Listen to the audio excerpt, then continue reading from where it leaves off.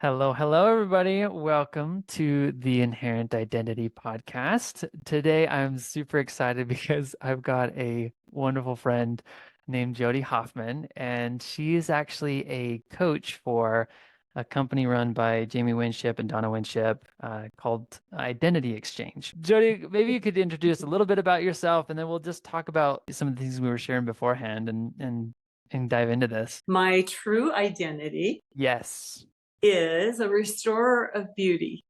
yes. And I love it in that it has manifested itself and come through my life all since before I understood what it was.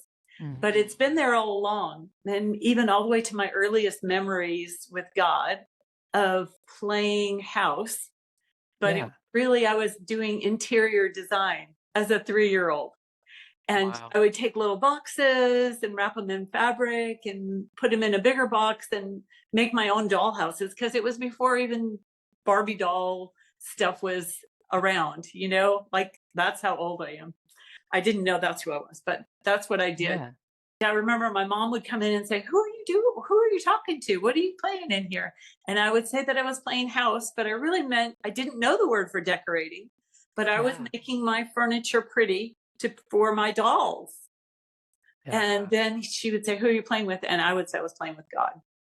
And then she didn't know what to do with that as a mom, and told me not to tell her that because she was afraid that that Mhm. must mean that I was being able to see God, and that maybe I was so close to him he would just take me away and take me to heaven. I think our fears Oh, yeah. are kind of crazy.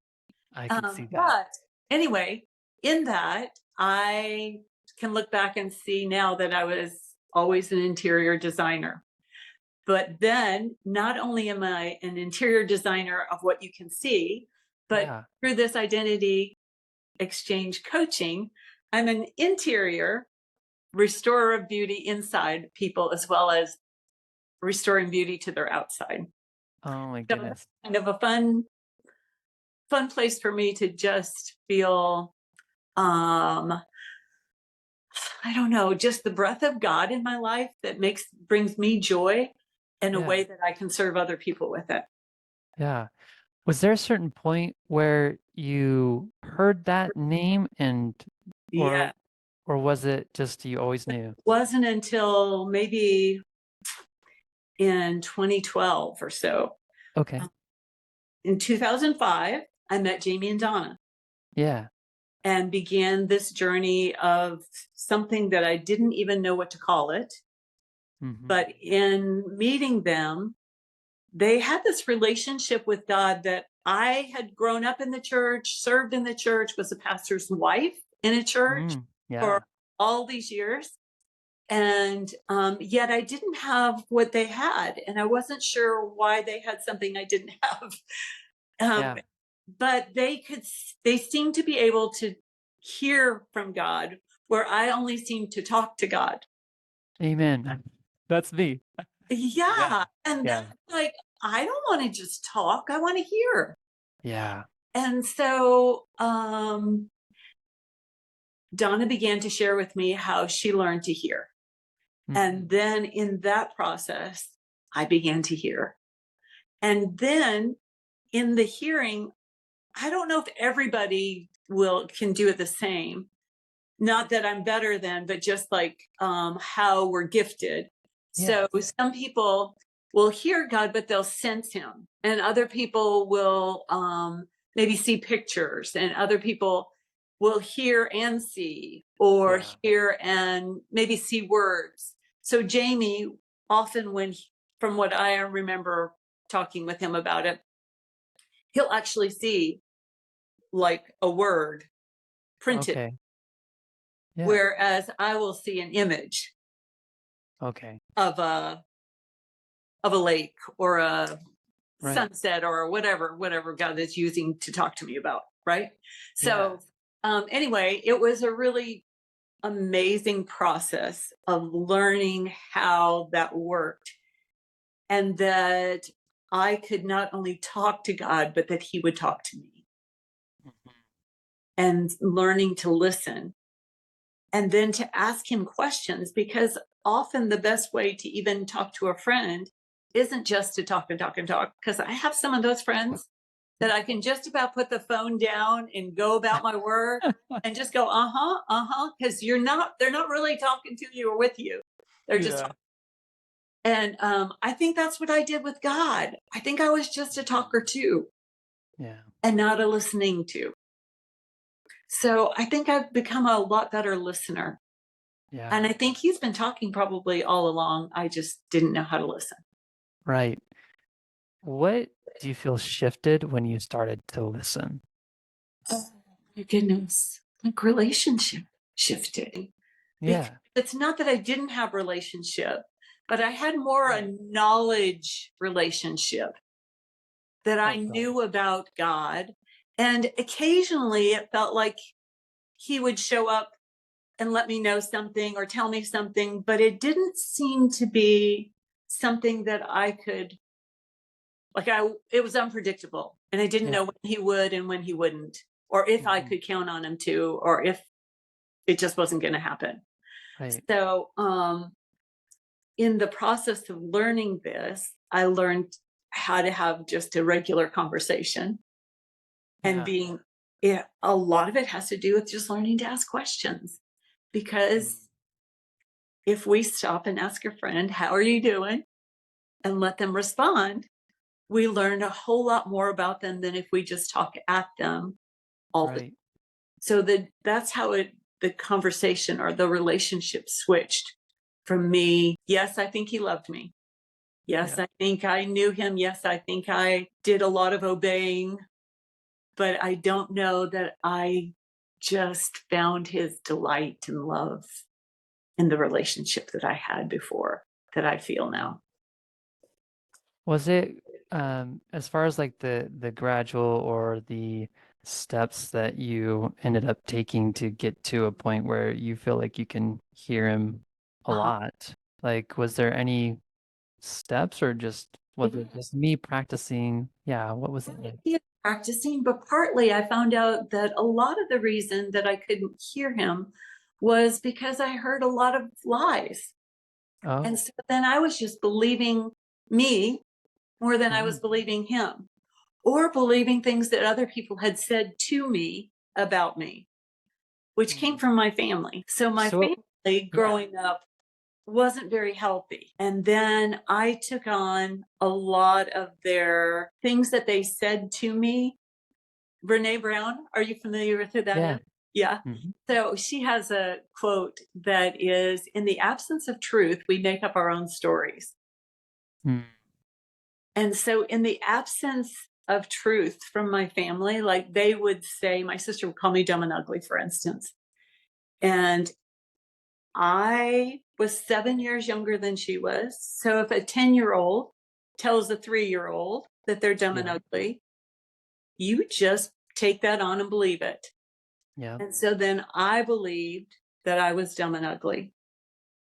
And then that was 3, 10, 20, 30, Mm, 40, 50. And when you believe that you're dumb and ugly, or unwanted, or unworthy, or rejected, or not good enough, then what you hear are those lies seem to just come at you from every direction. And then it's kind of hard to hear the voice of God through all of that. It's almost like trying to hear a voice through static on a radio. And it's just, you know what I yeah. mean? And then you'll hear a couple of words, but then you wouldn't hear anything for a while. So you found that more clarity came through in your reception Yeah. when you let go of the stories that you were dumb and ugly. Yeah. Or any of the stories that I believed about Yeah. myself. Yeah. And it wasn't just letting go of the story, it was actually forgiving my sister, Okay. or forgiving my dad, or forgiving my mom, or forgiving a friend, forgiving somebody from whatever it was that they said. It was as if it wounded me. Yeah. And then my wound hurt so much that I could only hear the wound, and Mm. maybe not even their heart of what they meant to say or meant to do. because Yeah. I don't know that they always intended it to hurt, but somehow you just receive it as hurt. So I even had to forgive myself for believing all these things and taking them all on, Yeah. because I really did know and hear that God loved me. But I couldn't believe that as much as I could believe my sister that Right. was 10, that Yeah. didn't make the world and didn't start anything and didn't create people. But oddly, she had more voice in my life Yeah. and more believability than God that I didn't know, that I quote kind of knew. You know what I Yeah. mean? Yeah. It's as if the the things that we've learned, the lies that we learned are just so loud and so prominent because Yeah. we with the moment that we learn something like that, we look for evidence of it and we Yeah. find it. We find all the Oh, ways that we're not enough and that we're dumb yeah. and then reinforce that lie above the truth, which is Yeah. that God loves you and thinks you're beautiful. Yes. Yeah. Yes. But until we make that exchange with that identity and get rid of that old identity. So, because I'm an interior designer, you might understand this, for instance. I take on big, ugly projects that are like favorite are when things are really ugly. So, last year I did a 125-year-old farmhouse. Some friends of Jamie and Donna's up in Tennessee. I did a farmhouse for them, and it had been old from the 1800s already. But then on top of it, it had been abandoned for like 6 or 10 years. I don't remember how many Oh, years. wow. But the uncle that lived there decided to go live somewhere else. And then he never mentioned that he wasn't living there. And so not until he died did they discover that nobody had been living there. By the time they came in, when they inherited it, it was a wreck. And they thought they'd have to just tear it down. And so they asked me if I would come up and look at it.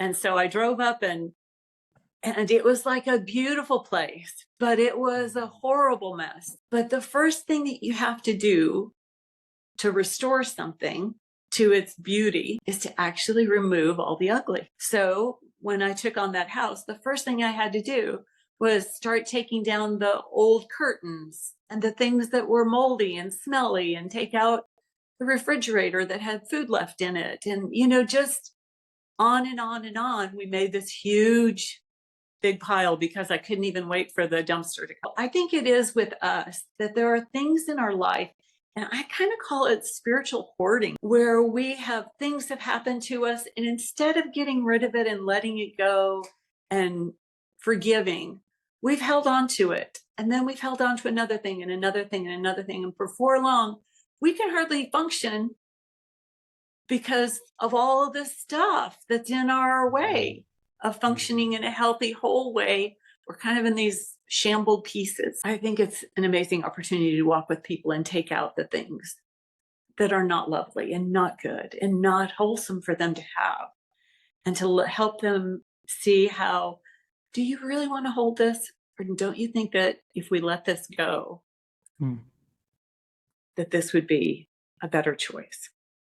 And so walking people through forgiveness and exchanging their love When for truth. are there things that you do to facilitate that exchange for yourself? Yeah. You know? I do the very same thing. And it often begins with my feeling. When I was younger, I was taught that feelings were our enemy, or Yes. don't let yourself be led by your feelings, that they were like something that every time they popped up, it was a whack-a-mole kind of thing, that Yes. put those things away, get rid of that, only to find out that they really can't stay under the surface and they really will come up somewhere else. Even to the point of your body keeps a score. If you can't get it out any other way, then you're just going to you may be sick physically because it has to come out. But I've learned that my feelings are actually more like a dashboard, and they're just indicating to me different things are happening. And instead of like hitting my dashboard because the light comes on that I'm getting low on gas, like that would not help it at all. But to actually listen to it and go, oh, I may be a little low there. So first I listen to my feelings, Mm-hmm. not to the point that they still don't direct me and preside over me per se, but I do listen to them as an indicator. And then I ask, let's just say fear, Yeah. if Yeah. I'm afraid of something and that fear comes up, instead of just going, I'm not going to be afraid, I'm not going to be afraid, I'm not going to be afraid. And you still are afraid. It's like, I'm not going to think of the elephant, I'm not going to think of the Yeah. elephant. And Yeah. there you are thinking of the elephant. I really say, okay, what about that fear you're trying to tell me? What am I afraid of?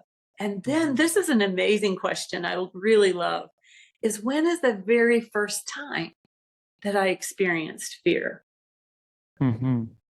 And so then if I go all the way back to when my first time I experienced fear, I realized why fear pops up so easily because it was a big traumatic event. Yeah. I was 3 years old. My mom and dad were fighting.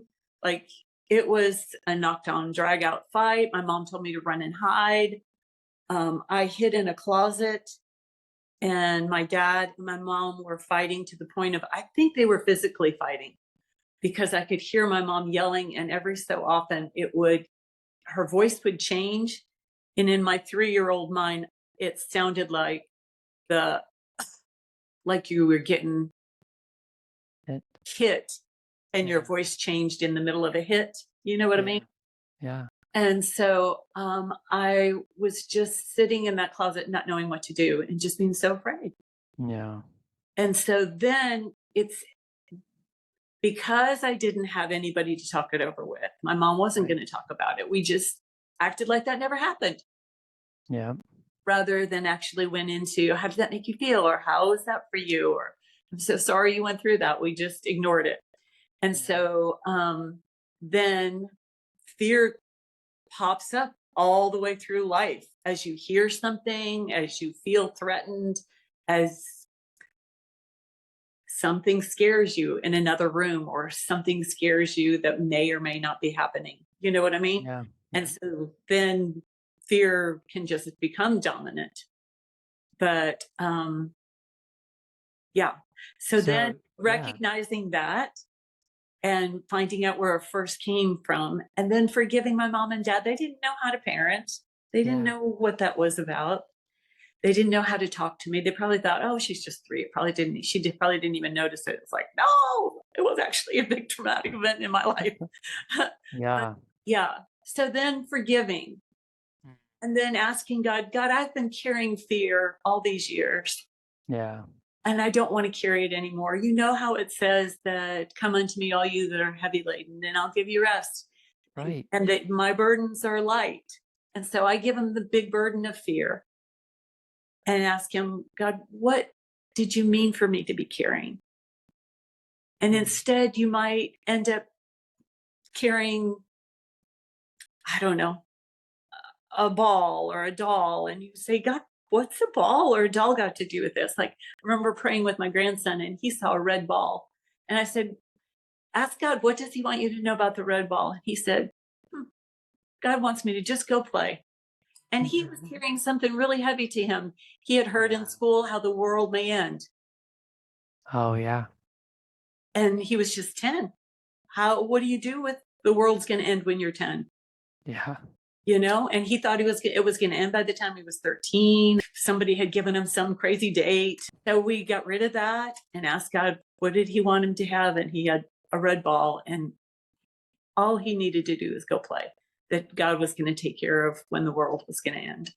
So So for you, it could it's be it's paying that, attention to the emotions and really just reflecting on in my past, when did I first feel that? yeah, And then being able to forgive and approach the Lord in understanding what does he want us to know about yeah, all of it. yeah. Yeah. And as you live free instead of in that hoarder's house. Because I think Mm. what some of the things you're hoarding are actually imprisoning you. So you're just building up a wall for yourself. I remember one guy growing up, he hoarded, he was a NASCAR fan, and so he had a bunch of model cars and all sorts of things and aisles in his home because Wow. the stuff just builds up and it really crowds out. Yes. It doesn't create space No. And it you crowds know? out relationships with others, doesn't it? But yeah, I don't have anywhere to sit. As you've been talking, I have this friend that I just the other day I felt the need to talk with them. It's just like, what's going on? How are things in your life?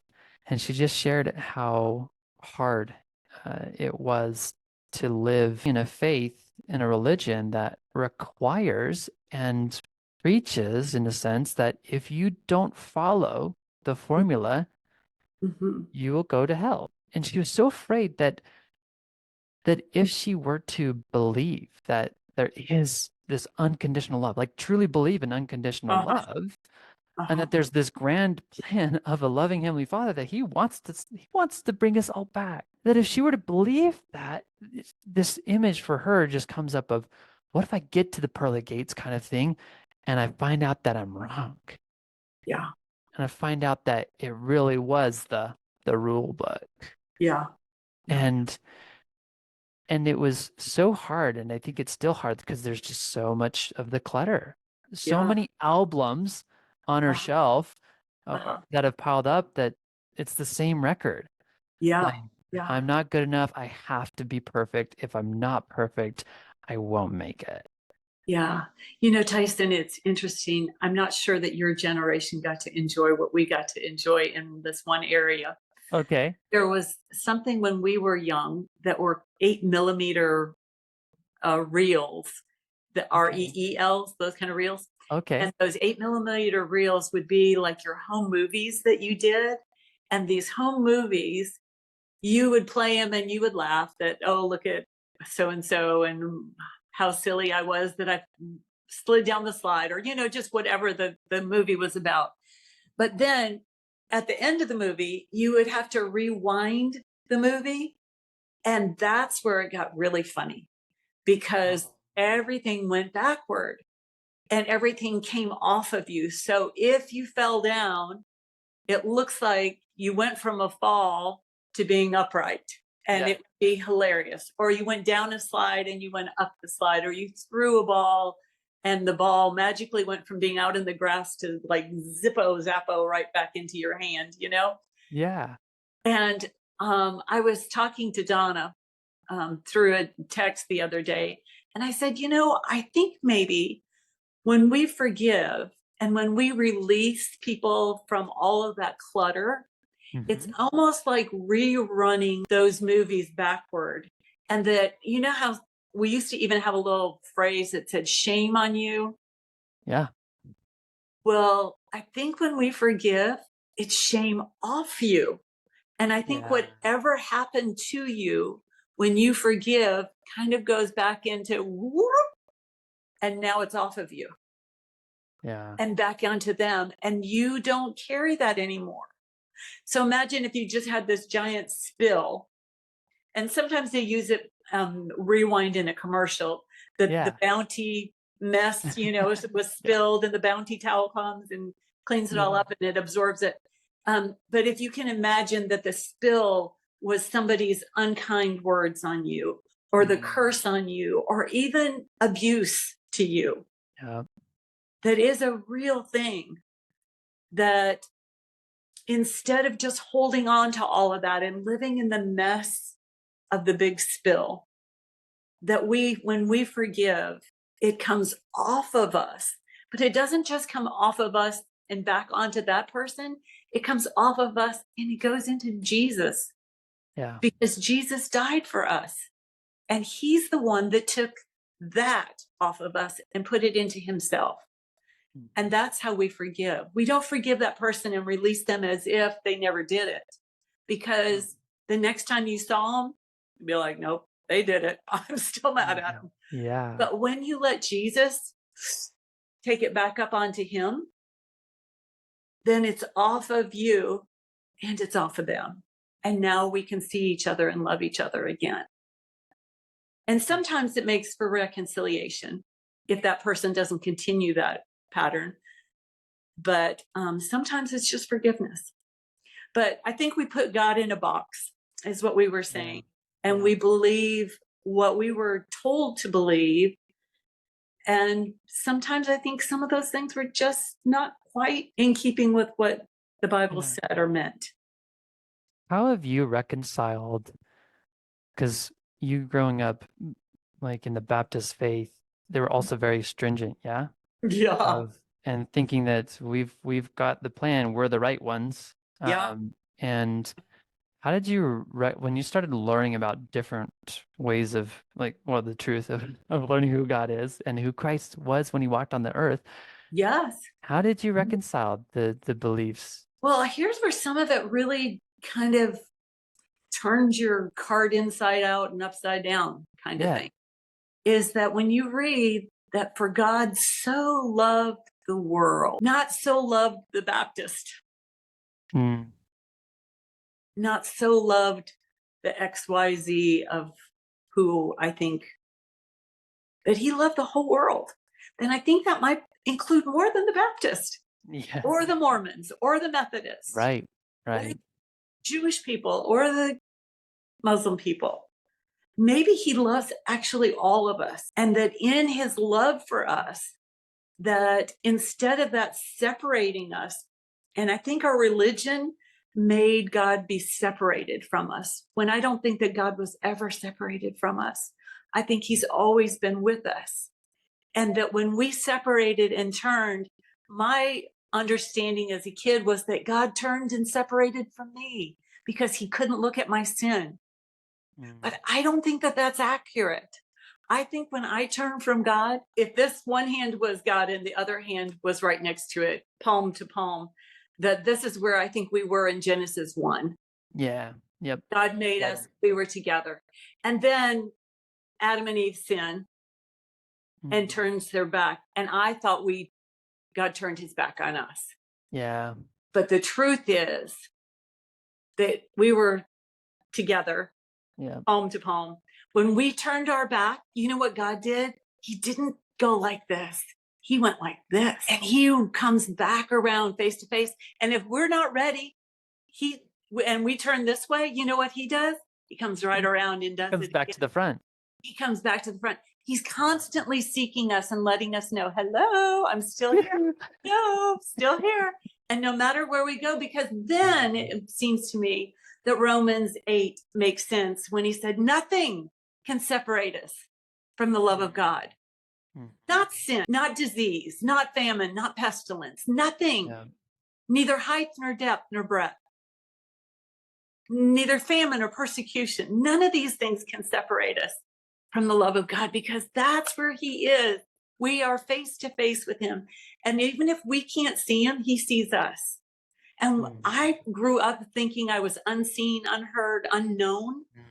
And yeah. when I realized that I was never unseen, unheard, unknown, I can never be less than 4 from what I understand, because there's actually the Trinity. We can never be less than 4. So it's me and the Trinity wherever I go, Okay. which really has helped me since my husband passed away Mm, 7 years ago. I really, for first 5 years, felt like I was alone and I hated it. wow. And then it was like, wait a second. I am not alone. I cannot be alone. I could never be alone. And Yeah. then the witness of God became like, oh, Such a so good. It was all the things that my lessness yeah. needed. And in my whether it was that I was fathered less than I needed, I was Mm, mothered less than I needed, I was siblinged less than I needed, yeah. I was friended less than I needed, I was husband now, Yeah. not when he was alive, he was amazing. Like he was really the best. I think I'd just about be a picture of him and being the best husband. That would be him. Yeah. Without him, I felt the lessness Yeah. of me without him. And it is really beautiful to me that the witness of God and the Trinity has replaced the lessness. Yeah. It's not just you and Christ or you and Heavenly Father or you and the Spirit. Like there's 4 of you. There's Yeah. 4. It's a Yeah. party every day, Yes. every Yeah. moment. When I traveled, I would always call my husband that I'm leaving or coming back or whatever, and you keep that communication where you are. So then Yeah. when he wasn't there anymore, it was like, oh no, now I'm going places by myself and who's going to even know? And so somehow I remembered Psalm 23. that surely goodness and mercy would follow me all the days of my life. And so instead of surely being Surely, that kind of surely, Yeah. it became Shirley, just as my own personal joke with God, that surely rode shotgun with me, and goodness and mercy followed me all wherever I go. So again, it was that not being alone part that I could feel sometimes and not always. And then once I really got rid of alone and told alone, it can't live here. You're not part of this. You don't have any Yeah. authority to be part of my life. And Yeah. so I told alone to go away. But it was interesting to me that alone is actually a lie. Yeah. Tyson, I think that alone is one of our biggest lies that we all accept, Hmm. because we think that alone is real, where Yeah. I think alone is REEL and not REAL. So on my aloneness, if you followed me around and you took pictures, Yeah. video of me in my house, you would say she lives alone. Right. But that's just the REEL. That's the video portion. That's what we can see with our eyes. Yeah. The REAL is that I'm with the Holy Spirit, with the Father, with the Son, and me, and that I'm never alone. Yeah. But when we believe, again, like we did as kids, the voice of our sister or the voice of the world now as adults, to Right. believe that the world says we're alone, and we let alone be dominant in our life instead of God being with us, then that aloneness over us Hmm. is draining and painful and isolating and wounding and just the worst of that aloneness. And it's not true, Yeah. which is Yeah. what I think is something that I'd really like for people to understand and highlight in their life, that they're not alone and they can't ever be alone. And they never Yeah. have been alone. They've just been believing that lie, like Yeah. I believed as a little girl that Yeah. I was Do done. you believe that like in angels and ancestors being with you as well? You know, I think in the Bible, it Yeah. refers to them as a cloud of witnesses.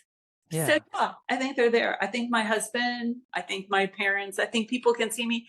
I don't know when and I don't know how. I don't know Yeah. where. Like, Yeah. I just assume them not seeing me in the shower, right? Yeah. Me But too. Give me some privacy. Yeah. so I don't know how all that works. I don't know that the Bible ever really makes it clear, Yeah. but surely they're with us. And I mean, like, even the idea that so much of what my husband taught me and poured into me and how he changed my life and my view of things and our relationship and all the places we went and did, like, he's still with me because that's in me. kind of Yeah. like kind of like last week's green beans are still with me, Yeah. and my, I don't know, peanut butter and jelly sandwiches from when I was a little kid made bones that I still have. Yeah. Do you know what I mean? Yeah. Like somehow they're in us and part of us. I'm not really sure where the green bean is right now. You know Right. what I mean? Well, it kind of harkens back to the idea of what we do allow into our life. Because the lies, we Yeah, grow up with those too, and those usually that's kind of that shadow that kind of walks with us, but to be able to restore that. And I love that image that you painted of the real, the REEL, of and working backwards. yeah. And you mentioned that your name is like Restorer of Beauty, yeah? Mm. And one of my name is Spiritual Light Bringer and Restorer. And so I love the idea of restoration. I love the idea of let's just rewind the tape and Yes. restore things back to the truth To of, Genesis 1:1. yeah, to us being in the presence of God. That Yeah, that the Lord he's always at the door. He stands at the yeah, door and he knocks. And all yeah, we have to do is just open it. He's always yeah, facing us. Yeah. yeah. Yeah, it's really beautiful. And I think too, this allows me in with my friends that I'm Hmm. not sure what they're believing, if they're Yeah. turning toward God or away from God. In my old box, I was afraid. It was like, oh no, don't turn. Like, you're going to be Yeah. separated from God. You can't do that. And I felt like Right. all this pressure on me to make them turn to God. Mm. Right. But now I can really just like let them be, because now it's not up to me. I really know that God's going to be like, here I am. I'm Yeah. going to let Yeah. you go, girl, or guy, or friend, or daughter, or Right. child, or son, or whatever. Oh, that's so refreshing It's, because it's a relief. yes, I know so many people that, especially parents and with kids that turn Mhm. away from the faith, from the religion. And so the worry, the fear, and to just know that God's right in front of them. He's trying to interact with them. He's pursuing them, seeking them out every Mhm. single moment of every day. And if they were to turn away from religion, even if God is still there. Yeah. So it's not a religion thing that yeah, you can turn away from religion, but you can't ever turn away from God, because religion can't come back into your face. And if it does, it's usually rejected, right? Right. Yes.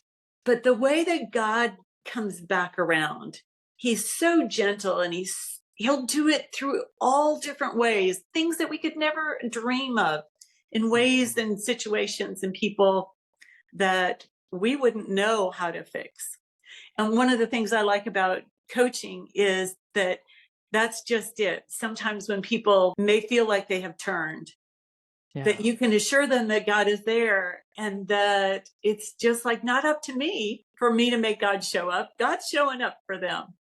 And Yeah. all I have to do is kind of like wipe the screen for them to see, oh no, he's really there. Or you're Yeah. believing a lie, because he can't not be there.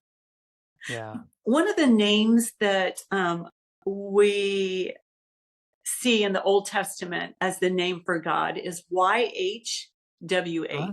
Yahweh. Yeah. Yahweh. Yahweh is, when the scribes went to write it, they didn't know how to write it, which is why there's no vowels in it, but Hmm. they were writing a sound. This was the sound that they were writing in the YHWH. Breath. Right. Yeah. But that's his name. And I don't know any of my friends that aren't breathing. Yeah. Yeah. And the ones that aren't breathing because they're dead, as soon as you have your last breath, you're with him. Yeah. So no matter what, if you're breathing, you're with him. And if you're dead, you're with him. So that's a good relief, isn't it? Yeah. I think that's a win-win scenario. It is a win-win. In 2020, my youngest daughter had a baby by cesarean birth. Okay. At the hospital that she was born by cesarean birth, and her husband couldn't be with her because of COVID, but I Oh, could be. And I watched my daughter give birth to my granddaughter by cesarean in the very same hospital, which was really sweet and meaningful to me. But yeah. then I just, in the midst of having learned that God's name, Yahweh, was breath, I didn't always know that. And I got to watch my granddaughter, it makes me almost still tear up, take her first breath. Yeah. And it's just like, ah, that's so amazing to watch somebody take their first breath. And it only had been a couple of years before that that I watched my husband take his last breath. Right. But to know that whether it's in the beginning or at the end that they're both with, is just this amazing relief, and my own breath of just sigh. Okay, God is in this and he's got this. And whether I know how everything is going to go, he Right. does. And I just can relax and rest in that, find peace in the midst of uh, political uh, Right. Yeah. Everything. Voting, election. Upheaval. Yeah. Everything. Yeah. Yeah. Or for then it happened to be COVID. You know what I mean? Like Yeah. whatever the thing, that you can have such rest in the middle. And even though it's not certainty, it is the mystery that you can embrace, that God is with and that he's taking care, and just that knowledge. And yet it's still mystery because you don't know how it's going to go, but you know he's really good Yeah. You and know, loves really well. I I think about the certainty that we can have in Yeah. my mind is the certainty that God is always facing us and is always there. Yeah. That's what we can always rely upon. And how that will show up, where that will show up, Mhm. that's the mystery. That's what we're Yes. just exploring together in this life. But it is such an assurance to know that no matter what the people around me, whether they leave my structured view of faith, or whether they leave my religion, whether they turn away from God completely, it Mhm. ultimately I can just be assured that the Lord does love them. He's got them. He does. I don't need to control this. No, I no, don't need to force anything to no, happen. no. And that allows all of us to just show up in a place of love and acceptance. Yeah. Because if I think that I'm right, if I think that something needs to change, if someone needs to change, Hmm. I have found that it just creates more separation. Hmm. Remember when you were little and you had a really bad dream Mhm. and you were just so afraid, and in the dark, in the aloneness, you had all these imaginations of monsters, or Mhm. somebody was going to, your foot hung over the bed, that somebody was going to reach up and grab it, or Right. whatever Yes. the thing was that was coming out of the closet at night. Um, I think that when you finally called out and you just cried, mom, dad, whatever, maybe just a brother, sister name, but they came into the room. And as soon as they came into the room, the witness Yeah. just superseded whatever the fear was. And I think that God isn't so, that we're so big, or that God is so like, come on, get over it. Yeah. That when we are afraid of whatever the boogeyman is of the day, Uh-huh. Yeah. I mean, you've heard it said probably too that 365 times in the Bible, God says, don't be afraid, fear not. Yeah. And the 365 seems pretty significant to do with every day we have something Yeah. new we fear. Yeah. But if we just bring that witness, that I think it just takes that fear. Well, it just reminds me of how the darkness can't comprehend the light. Right. It just can't be in the presence of light. And so if you invite light to your life in any given moment, then there is love, there is peace, there is rest. Yeah. And that's, a lot that I see today. And even as I've worked through some of my own fears, it's such a joy to just live free of the fears, free Yeah. of the idea that there's not going to be enough, whether it's Yeah. enough money, enough time, enough Mhm. relationship, enough love, uh, Mhm. enough like presence with people, because you spoke to aloneness, right? Mhm. That's like we're gonna, it's so stifling and suffocating if we stay in that place. Yeah. But the freedom of knowing that the moment that you allow Christ into your space, he's gonna bring the light. Yeah. Often we start our coaching sessions with deep breathing prayer, like Yeah. just that inhaling. And as I invite somebody to inhale, I think, imagine that inhaling, that you are just receiving truth as Mhm. much and anywhere that you need truth, that God would just fill you with truth. And then Yeah. as you exhale, say, God, anywhere that I'm believing wrong, whether it be about my religion, whether it be about me, whether it be about my friend, my mom, my dad, wherever things are hiding that aren't truth, I want to just like exhale them out to the very most. I don't want that to be part of me. I just really love the picture of breath. And I think the interesting thing about the incarnation of Jesus Hmm. in that withing that Yeah. he did when God was unknown and unseen and unheard. Like, even though they would say, "Hear, O Israel, our God is one." Like, they knew they were supposed to be hearing God. Mm. But when they didn't know that God, God put himself into man and became incarnation to live among us and with us and show us how to live and Mm. how God loved. And God, came to be with. And Yeah. Jesus is the with of God. So one of the things that I think that we can do that is the most godlike, Christ-like thing Yeah. to with is That's to such a actually be with people. And so yeah. when you know that somebody is alone or afraid and you just be with them. Sometimes it's just in good times, in wedding Mhm. feasts. Yeah. Jesus was with them. Yeah. He was with them in the boats and the storms. He was with them in the celebrations. He was with them in the high and holy days of Passover. He was with them. He was with. Yeah. And they're suffering over the death. Yes. Yeah. Yeah. Yeah. Weeping. So I think I really noticed it when my husband died, that one of the things that I craved the most as a widow was a with. I just wanted somebody to be with me.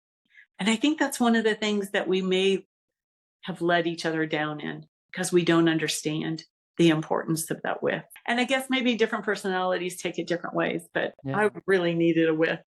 And I Yeah. didn't always have it because I think people thought, oh, she's okay. Right. But now The power. you just practice the witness of the Trinity with you. And Yes. Now I do. that keeps you in a sense of peace. Yes. Yeah. Yes. And that was before I had really could figure that out because nobody talked to me about that. Nobody talks about that I know of. I don't Yeah. hear people saying alone is a No. lie, not even true. No. But I am so thoroughly convinced that Yep. if I were standing before kings, I could say it because I believe it that deeply and really believe that it's a message that God has given me for Yeah. people that experience aloneness. And there are so many people that have and do experience that alone. And it is such good news. Yes. It is the gospel news. It is the gospel news. Yeah. Emmanuel, God with us. Yeah. Yeah. You know, earlier as you were talking about, you know, your own process as well as the process you walk people through to go back to past memories. Mhm. If someone struggles to access past memories, like Mm. what then? How do you how can we help someone who's struggling to even remember things? I think I usually use an illustration like this. You know, if my phone is Yeah. at a distance, well, I'm going to do it this way. If my Yeah. phone's at a distance, you can see that it's just small. The pool is bigger, the doors are bigger, the house is Oh, bigger, the trees are bigger, everything is bigger when this is at a distance. But yeah. when I take that and I bring it all the way right up to here, Yeah. I'll go this way. And when I bring it all the way up to here, do you know that this looks bigger than a tree? This looks bigger than the sky. It looks bigger than the moon. It Wow. looks bigger than a house. Yeah. It's not, but it just looks like it. And I think sometimes the things that we have believed or that have hurt us, wounded us, are so close that we can't see past them. And so I often ask God to either identify what that thing is that's so close, or if they can't identify it, it's a hurt or whatever, I'll ask Him, would you just back it up so Yeah. that it doesn't appear so powerful? And like, even for instance, my husband's death at the Yeah. beginning Oh is yeah. covers everything. But then as time goes or as I adjust, I see that that's not everything. and it becomes smaller, and I can function around it, where in the beginning it was too close to function well with. Yeah. Does that make sense? And so that's one of the things I do. And the other thing is, like, I'll ask God to give people images of Yeah. what something looks like, because this is kind of a fun thing to me as a mom, and probably as a dad. Yeah. um it came instinctively to me, but when kids are little, babies are little, I wasn't like the genius mom that thought of this. All moms do this. But we see a cow out in the distance and we say, look, that's a cow. And we Right. say, not only is it a cow, but then what do? We make the What's the sound. sound? Yeah. Yeah. We go move. And we begin to teach them all these things have pictures. Yeah.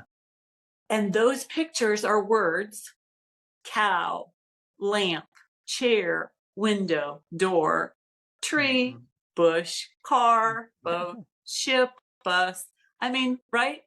Yeah. As I say those words, those pictures flash in your mind with me. Because if I say school bus, you see a probably big yellow school bus, right? That's right. If Yeah. I say one for special needs, what happens to it? It's It's shorter. smaller. It's not like you just, Oh, yeah. if I say travel bus, it goes from being yellow to, Gray or, yeah, something like yes, that. Yeah. a big travel bus or a big RV. Like, it Yeah. changes pictures. Yeah. The more you have been exposed to and the more that you have seen, really, the more you can talk with other people. If you've been to more countries, you can say, oh, yeah, I remember being in that country. I remember Mhm. seeing that. I remember seeing that. And you have pictures that you communicate even better and better with. But Yeah. there's some pictures that we all just have to have, right? Yeah. So that was no big brain amazing thing as a mom, but it taught communication. And Hmm. then in that communication, so now I have a 3-year-old little granddaughter, and she can tell me, yeah, yeah, yeah, I have donut. I have a donut. I have a pink donut. My pink donut has sprinkles. Even over the phone, I can see what she's doing, Yes. even though I don't see her, right? I can talk to my son in law, my kids. I can say, hey, would you stop by that grocery store on the left? It's right past Starbucks, 2 more lights. And then Yes. it gives direction.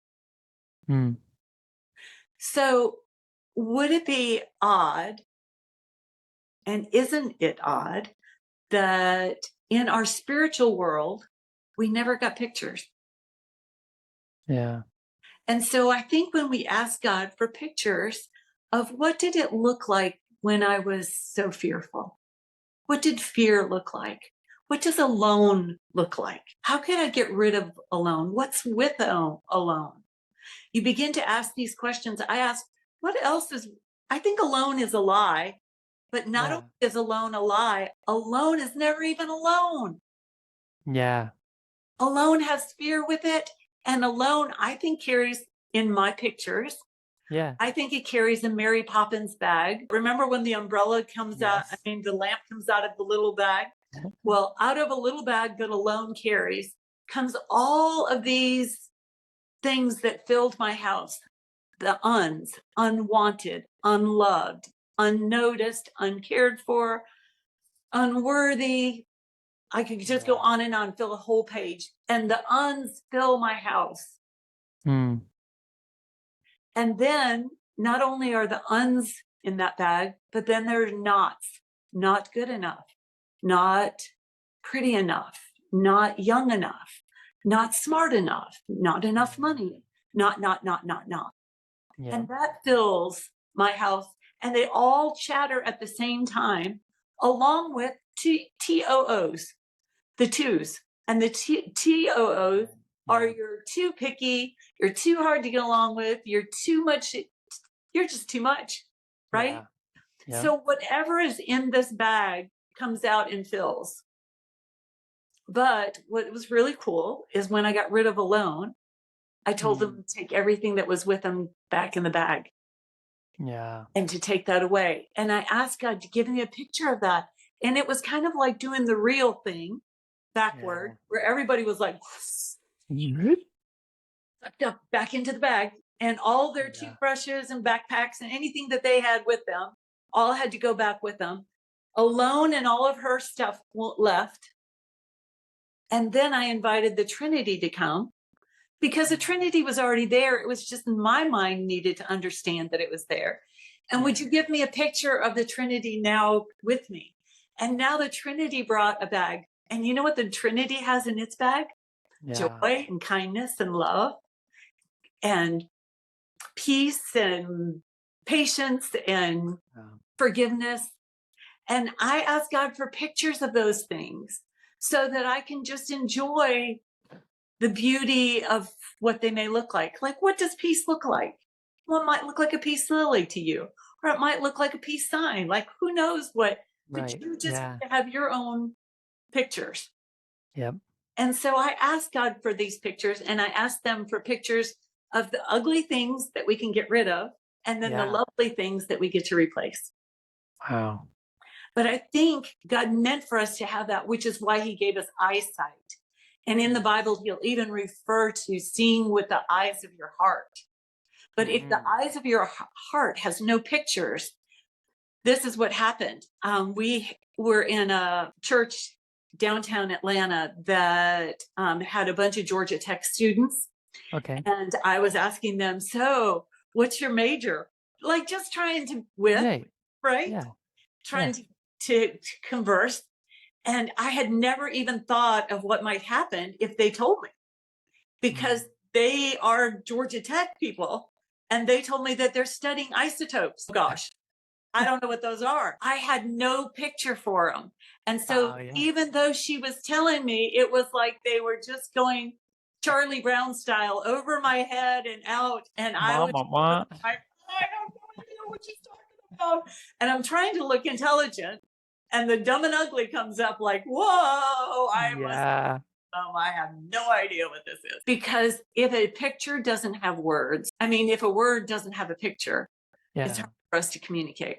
And so that's when I noticed Mm. that a lot of our religious words don't have pictures.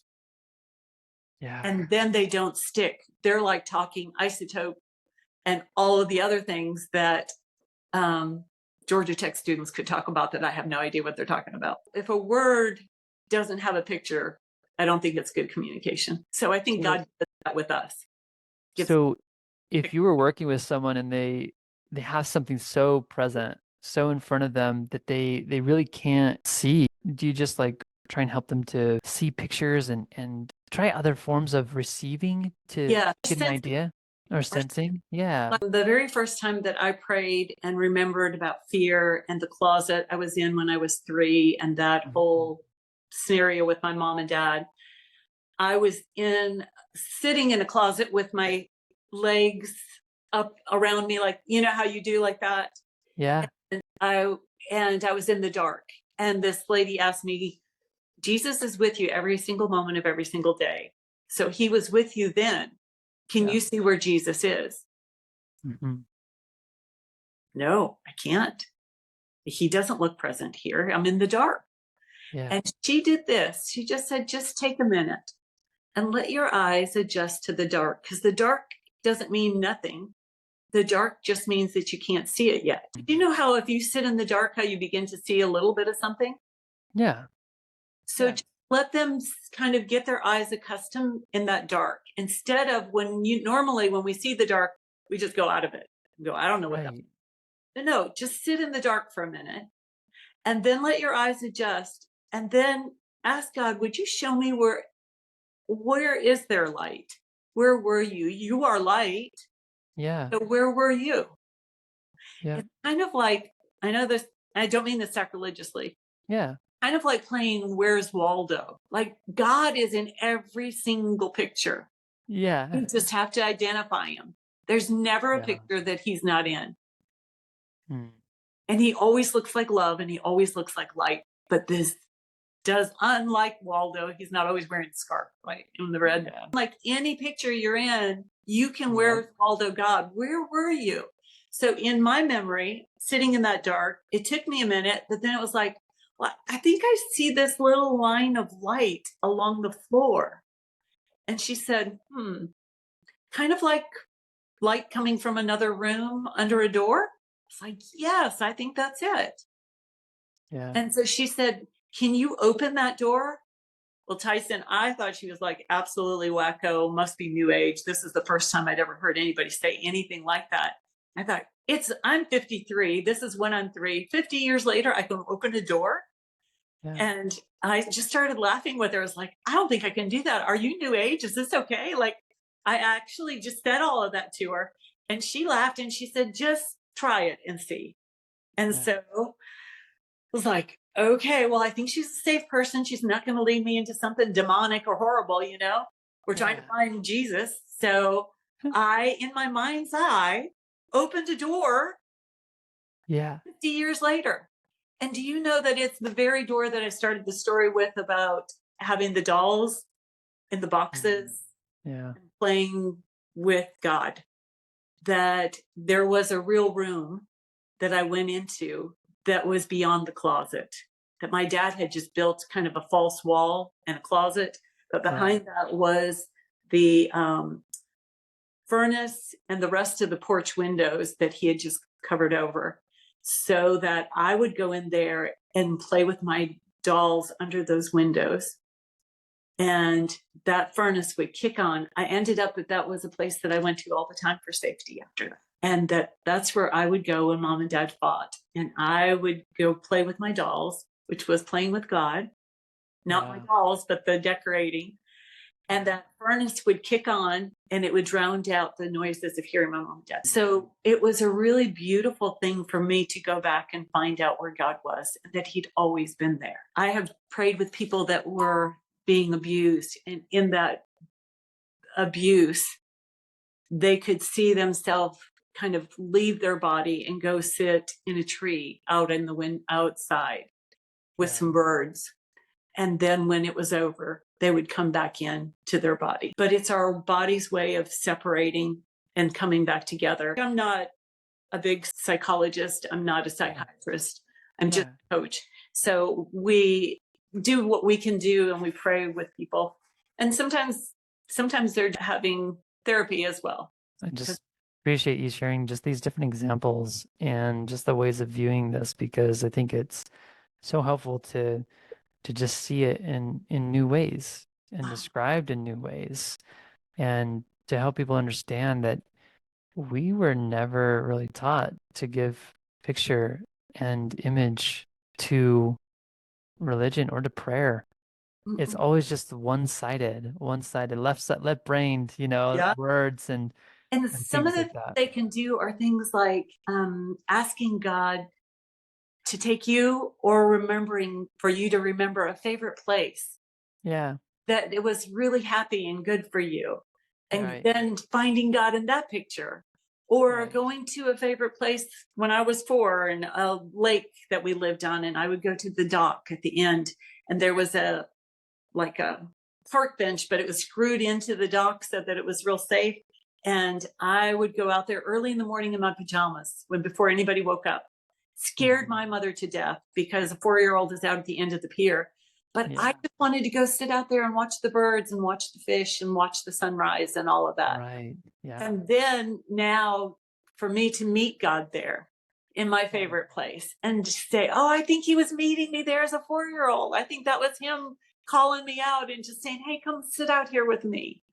And so now when I have things that worry me, or that are like, I just did a big renovation of a house and now it's going to go on the market to sell this week. And that's scary. Like, am I going to get my money back? Is it going to sell? All the things that we all go through. Not that you don't ever have that. It's that when I have it, I go, okay, I know that you've got all this and that I can just give this to you. And instead of carrying all the burden and feeling all the tension and getting hives or shingles or whatever our body does to adjust, I Yeah. just give it to him and say, I'm not carrying that. That's for you to carry. As we can wrap this up, is there anything else that you would share for those that are seeking to create a deeper relationship with Christ? Mm, I think be honest. Mm. Be really, really honest.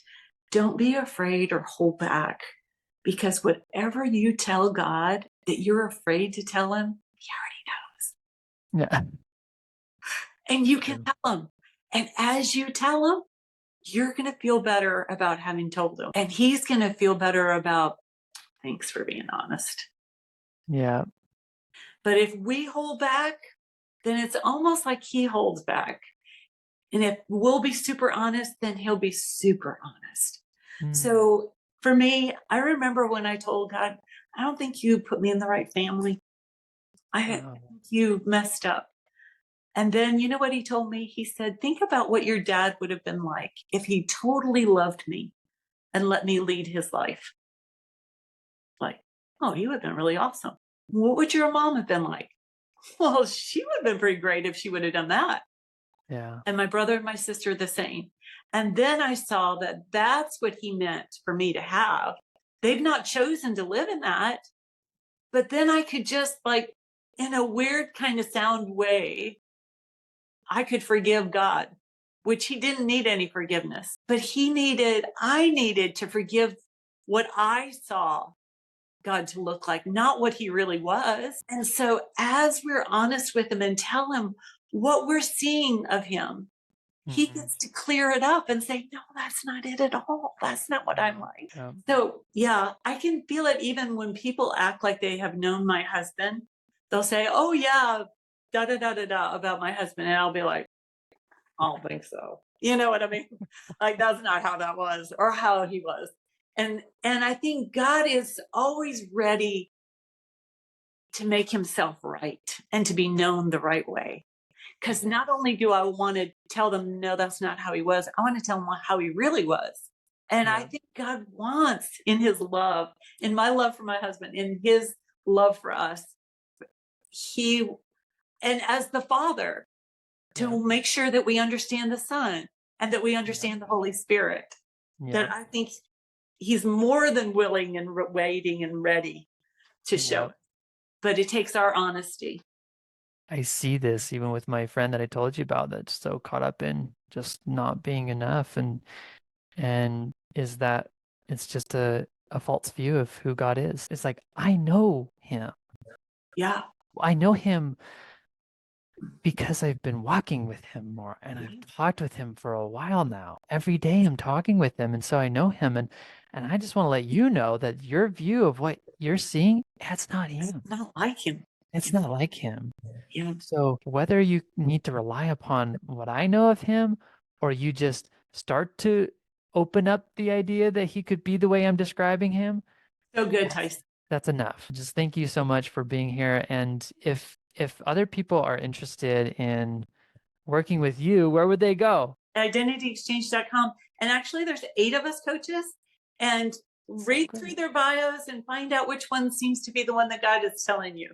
If it's me, great. If it's one of the others, great too, because it's the God part coming around and seeing this. So I don't have to feel like I'm in any competition. No. You know, I feel like, yay, God. Yes. And if there's anything else that you want to learn deeper about identity and just connecting with God in this way, I couldn't recommend Identity Exchange enough. And there's just so many resources there that you can dive into. So appreciate you for being on here, Jody, and just wish you the very best, wonderful day. Thanks. You too. I appreciate it. Bye. Bye.